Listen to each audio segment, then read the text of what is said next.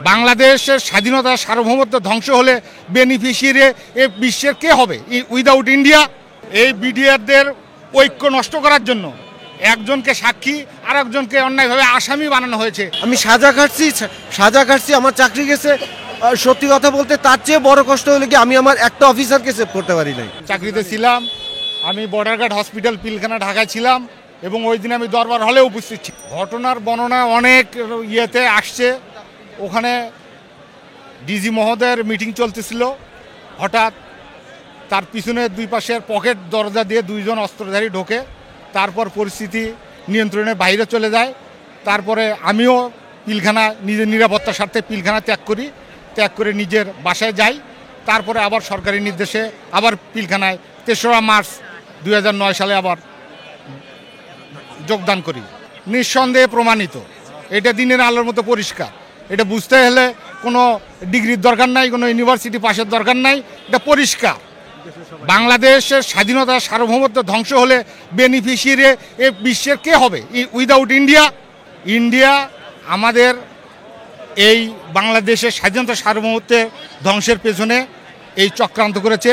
যে চক্রান্তের ফলে এই হাজার হাজার নিরীহ বিডিআরের জীবন আজ দুর্বিষহ হয়ে উঠেছে। 25 তারিখে যখন ঘটনাটা জানি, 10টার দিকে যখন ঘটনাটা জানার পরে আমি অফিসে কাজ করতেছিলাম।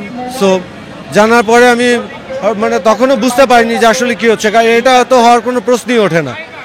তো যাই হোক, আমার ব্রাঞ্চ আইসে আমাকে বলে যে এরকম একটা হচ্ছে, তুমি কি জানো বা দেখছো? তা আমি বললাম কই না তো দেখি না, যাও টিভিতে দেখো। তো টিভি ওইখানে গেলাম, যে দেখার পরে আমি দেখতেছি যে ওইখানে গোলাগুলি হচ্ছে বা বিভিন্ন হচ্ছে। কিছু দাবি দেওয়ার কথা বললো। এখন যে দাবি দেওয়ার কথাগুলো বললো আমার কাছে একেবারে অযৌক্তিক মনে হয়েছে। তার মধ্যে সেনা অফিসার প্রত্যাহার, এইটা হচ্ছে একেবারেই অযৌক্তিক। ঠিক আছে, এটা হচ্ছে একেবারেই অযৌক্তিক ছিল। আর অন্য যে দাবি দেওয়াগুলো ছিল, এটা হচ্ছে আমরা যদি চাইতাম যে বছরে বা প্রত্যেক বছরে একবার বলে যদি স্যারদের কাছে, আমাদের যারা অভিভাবক যে স্যাররা আছেন তাদের কাছে যদি আমরা বলতাম, তারা এমনিতেই সেই দাবিগুলো করে নিত। কিন্তু আমরা যাই হোক, সেই দাবিগুলো আর কি আমার কাছে একেবারে অযৌক্তিক মনে হয়েছে। এনিওয়ে, তো ২৬ তারিখ অন্যান্য ব্যাটালিয়নের ঘটনার যে ব্যাপারটা, সেটা আমি আর কি বলতে যাচ্ছি। পিলখানার এই ঘটনাগুলো দেখার পরে প্রত্যেকটা ব্যাটালিয়নই আমি আসলে এই গত 15-16 বছরে যতটুকু রিসার্চ করি, আমি আমার এই ক্ষুদ্র জ্ঞানে প্রত্যেকটা ইউনিটে এমনভাবে গুজবটা ছড়ানো হয়েছে বা এমনভাবে তাদেরকে আইওয়াশ করা হয়েছে যেন অনেক মহা কিছু হয়ে গেছে। আসলে মহা কিছুই হয়েছে, অনেক বড় কিছু হয়ে গেছে। কিন্তু সেই জিনিসটা আমরা সবচাইতে বড় কষ্ট কোথায় জানেন? চাকরিচ্যুত হয়েছে, সাজা খাটছি, দুঃখ নাই। যদি ফায়ার স্কোয়াডটা নিয়ে গুলি করে মেরেও ফেলতো, তাতেও দুঃখ থাকতো না। একটা অফিসার ফিরাই দিতে পারবে আমাকে একটা অফিসার ফিরাই দিতে পারবে? কেউ পারবে না। আমার সবচাইতে বড় ফেইলিওর হচ্ছে গোয়েন্দা ফেইলিওর। এর চেয়ে বড় কষ্ট আর কিছু নাই। একটা সৈনিক হিসেবে আমার কাছে এর চেয়ে বড় কষ্টের, আমি সাজা খাটছি, আমার চাকরি গেছে। সত্যি কথা বলতে তার চেয়ে বড় কষ্ট হলো কি আমি আমার একটা অফিসারকে সেভ করতে পারি নাই। এটা হচ্ছে আমার কাছে সবচাইতে বড় ব্যর্থতা বা আমার সবচাইতে বড় কষ্ট। যাই হোক, তো এই 26 তারিখে যে গুজবগুলো অন্যান্য ব্যাটালিয়নে ছড়াইছে, যে আর্মি আসতেছে, আর্মি মুভ করতেছে। ভাই, আর্মি কেন শুধু আমাদের এখানে মুভ করতে যাবে? আমাদের অফিসাররা স্বয়ং ওখানে থেকে, যারা অ্যাক্টিং সিও ছিলেন বা সিও স্যাররা ছিলেন বা অফিস অফিসার ছিলেন, টুআইটি স্যার ছিলেন, যারাই ছিলেন সেখানে অবস্থান করতেছিলেন, প্রত্যেকে বলতেছিলেন যে দেখো, তোমরা কোনো গুজবে কান দিও না, এরকম কিছুই হচ্ছে না বা এই হচ্ছে না। কেউ কখনো এই কথাটা মুখ ফসকেও বলে নাই। আমি জাস্ট এই জিনিসটা আমার এই সৈনিক জীবনে আমি এই প্রশ্নটার উত্তর সবসময় খুঁজি, যে একটা ব্যক্তি কি ছিল না যে আমাদের বলার যে দেখো, তোমাদের অফিসারদের সাথে এই ঘটনা ঘটতে যাচ্ছে বা ঘটতেছে, তোমরা তোমার অফিসারদের সেভ করো? কেউ কি বলার মতো ছিল না? এই প্রশ্নটার উত্তর আমি এই প্রশ্নের উত্তর আমার জাতির সবার কাছে। ঘটনা সত্য, এরকম আরো হাজার হাজার রকমের অভিযোগ রয়েছে। এটা আমি তো নিজেরটা আমি নিজে বলতে পারবো, হাজার হাজার লোকেরটা ওই সমস্ত বিডিআর বলতে পারবে। তাদেরকে সঠিক তদন্তের স্বার্থে উচিত তাদেরকে মুক্তি দিয়ে তাদেরকে সবাইকে এক এক করে জিজ্ঞাসা করা উচিত ঘটনা, তাহলে আরও তার ব্যাপ্তি আরও পরিষ্কার হবে।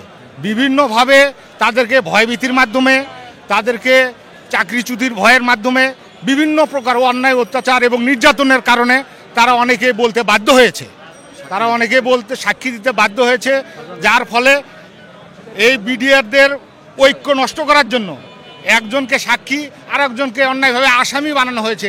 এর বাইরে আর কিছু নয়। অবশ্যই সঠিক পদ্ধতির মাধ্যমে অবশ্যই বিচার সম্ভব। কেন বিচার সম্ভব নয়? এটা তো জাদু মন্ত্রের কিছু না, এটা পরিষ্কার, এটা দিনের আলোর মতো পরিষ্কার। সেই সময়কার মিডিয়া, সেই সময়কার পিলখানায় উপস্থিত লোক এবং বিভিন্ন পত্রপত্রিকা প্রমাণিত। এটা তো নতুন করে বলার অপেক্ষা রাখে না। আমি ASM সালেক, সিপাহি মেডিকেল সহকারী, border guard, BDR hospital, Pilkhana, Dhaka. তৎকালীন 2009 সালে আমি দরবার হলে উপস্থিত ছিলাম বিধায় আমি জানি। আমি 2003 সাল থেকে এই পিলখানায় এবং 2014 সাল পর্যন্ত আমি পিলখানায় একাধারে চাকরি করেছি। তাই এই পিলখানায় কি হয়েছে, সাধারণ সৈনিকের উপরে কিভাবে তাদের অধিকার হরণ করা হয়েছে, তাদের মর্যাদাকে ক্ষুণ্ণ করা হয়েছে, তথা বাংলাদেশের স্বাধীনতা সার্বভৌমত্ব থেকে ধ্বংস করা হয়েছে এই হত্যাকাণ্ডের মাধ্যমে। আমি সেই নওগাঁয় চাকরি করতাম, জেলে নওগাঁ জেলে নিয়ে চলে গেল। আমার বাড়ি বরিশালে, আমার বাড়ি হচ্ছে বরিশাল বাকেরগঞ্জে। যাই হোক, তো ওই বাকেরগঞ্জ থেকে ওই বরিশাল থেকে আর কি নওগাঁয় গিয়ে প্রত্যেক সপ্তাহে বা হলে গিয়ে প্রত্যেক মাসে 2 বা 3 বার গিয়ে তার ওই দেখা করতে যায় যে তাদের কি সিচুয়েশন তৈরি হয়েছে। আসলে যারা দেখা করতে গেছে বা আমাদের ওই জেলের ভিতরকার যে অবস্থা, যেভাবে হলে গিয়ে জীবনযাপন করছি বা দেখছি, আসলে কি বলবো, এটা হচ্ছে এর ভাষায় প্রকাশ করা সম্ভব না। একটা দুর্বিষহ জীবন, সোজা কথা।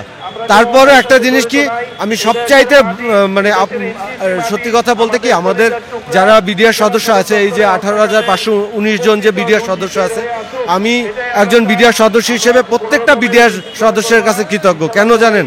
কারণ হচ্ছে একজন বিডিআরও এই ঘটনার পরে, এই নারকীয় ঘটনার পরে বিপথে যায় নাই। আপনি বিশ্বাস করবেন না, আমার ব্যাটসম্যান আছে, আমার সিনিয়র ভাইরা আছে যারা সবজি বিক্রি করছেন, যারা অটো চালাইছেন, কিন্তু কেউ বিপথে যাননি। তারা কেউই বিপথে যাননি। কেউ হলে গিয়ে যার একটু আর্থিক অবস্থা ভালো ছিল, সে অন্য কোনো ব্যবসা করছেন বা করছেন, কিন্তু কেউ কখনো এই চিন্তা করেননি যে আমাকে খারাপ কোনো কাজ করতে হবে বা খারাপ কোনো কাজ করে তারপর আমার জীবনযাপন করতে হবে। আমাদের অফিসারদের কাছে কৃতজ্ঞ যে আমাদের সেইভাবে গড়ে তুলেছেন যে আমরা যেন বিশৃঙ্খল না হই, আর আমরা হইনি, আর ইনশাআল্লাহ ভবিষ্যতে হবও না।